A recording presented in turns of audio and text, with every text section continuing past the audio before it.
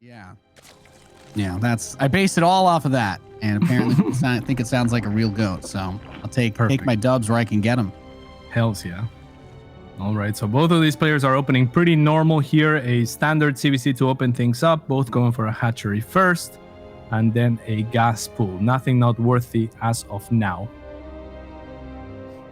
Yeah, nothing crazy. You're the Zerg player here, so I'm going to defer all of that stuff to you while I attempt to derail the conversation that we have.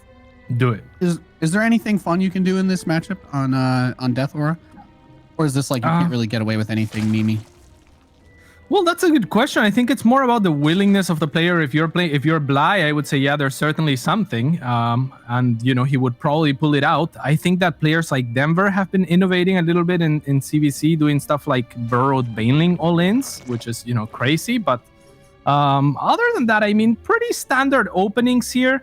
I think that we are not unlikely to see something like Mutas as follow-ups or anything like that, but nothing too crazy, like no upgrades are being said or anything like that. Serral playing it safe with an early Baneling Nest, whereas Stephano is at least delaying it. So we'll see if he chooses to go for a Roach Warren with a Link Flood or if he drops the Baneling Nest as well. Okay. I feel like that's one of the biggest things we always talk about in any ZvZ, right? Is sometimes players trying to cut corners because it is really hard to get an advantage in this matchup, isn't it? Like if your opponent sees that you're only building drones and then they just start building lings, like it's almost impossible to get as many lings as they have, right? Unless you're planning on using like Banelings to defend. But Stephano, he is only building Zerglings right now, cats. And it's a pretty large number of them as he starts his Bane Nest. Yeah, and that's gonna be fine for him because he's making enough Zerglings that he's saying, I will have more Zerglings out on the map if you are trying to attack me. Essentially, if you are trying to move out on the map with a number of whatever number of Zerglings you have, you're not gonna be able to morph those Banelings aggressively because I just made so many Zerglings, right? So this is why this type of opener is usually, or often at least, followed by a Roach Warren. But Stephano has matched the Baneling numbers, and now with the one Baneling of Serral, Stephano is unable to capitalize on killing that base. But I think that's okay. He's evened out the worker count behind this, so really well done. All right. It does feel like whenever I'm watching it as like a third party person, it's like there's just a pendulum that's going back and forth of like who's building the workers versus who's building the army units, because it's almost like an ebb and flow. There's something poetic about ZvZ in that way, because there's multiple factors that play into what makes a wave happen. You know what I mean? Like the water has to be there, but you need the earth rotating and the wind and all that jazz, right? Like it all kind of comes together, even though they're not the same thing. And that's what ZvZ looks like to me sometimes. It's just like water crashing on a shore, but it pulls back and then it goes back in. There's something beautiful about it while the aliens vomit all over each other. Yes, indeed. A lot of that you're talking about has to do with the mobility of Zerglings. They can basically cross the map so fast that if you defend off an aggression, then it's on you to apply the pressure on your opponent to make the units. And that's where that back and forth comes in. Now, Stephano did cancel the Baneling Nest, which I like a lot better, right? Because why invest into Banelings when you already have more links and map control? I was unsure of why the Baneling Nest was being dropped when it was. And instead, Stephano has gone for faster roaches. He is, however, trailing 10 workers behind.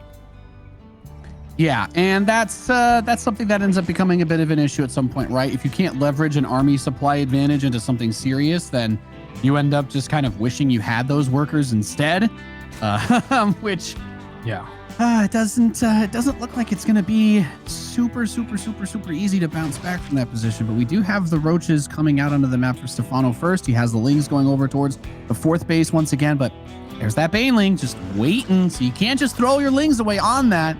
And it's hard to move out the roaches until that speed upgrade is complete as well. So you just kind of end up in this little bit of an awkward spot. Serral's starting some spine crawlers though, cats. He feels the heat turning up in this kitchen. Even canceling that fourth, I'm a little bit surprised. Serral is the type of player that will be like, come at me, right? Like, I'm ready for your attack. And I think he will mostly be ready. I mean, these are a lot of Banelings from Stephano, though. Actually, the Baneling Nest was not canceled, or it was remade, pardon me. And then Stephano has a bunch of roaches, but if these spines come up, Nate, I'm not sure that he can break through.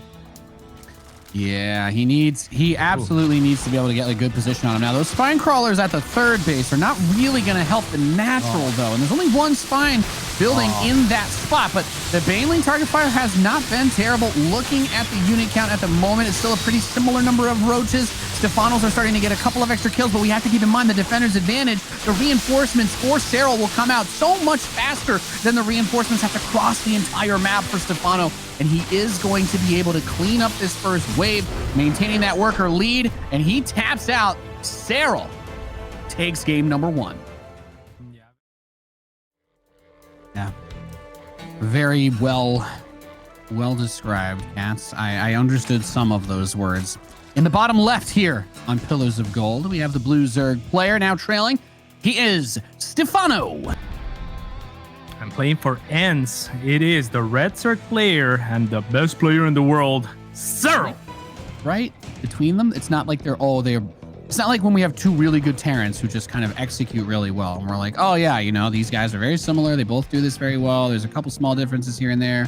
But like Raynor and Serral, when you watch their games next to each other, it's like wild, right? The level of differences that you'll see there.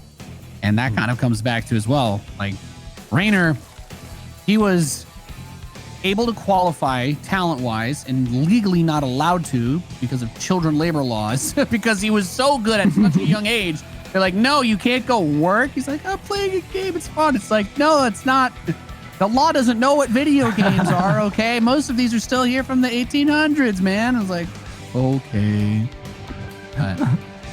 But yeah, once he was unleashed, he really flourished into the player that he is today, and he's really, really good. And I agree with you, Nate. He's very different to Serral stylistically, right? He's a very chaotic player.